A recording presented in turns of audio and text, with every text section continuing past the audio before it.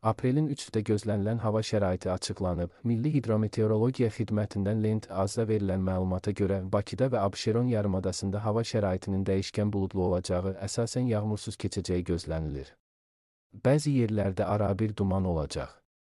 Mülayim cənub-şərq küləyi əsəcək. Havanın temperaturu gecə 10-13 isti, gündüz 16-21 isti olacaq. Atmosfer təzyiqi 758 mm civə sütunundan 754 mm civə sütununa enəcək. Nisbi rütubət 65-75 olacaq. Azərbaycanın rayonlarında hava şəraiti əsasən yağmursuz olacaq. Lakin gündüz bəzi dağlıq ərazilərdə az yağıntılı olacağı ehtimalı var, bəzi yerlərdə arabir duman olacaq. Mülayim qərb küləyi əsəcək. Havanın temperaturu gecə 8-12 isti, gündüz 21-26 isti, dağlarda gecə 0-5 isti, gündüz 8-13 isti olacaq.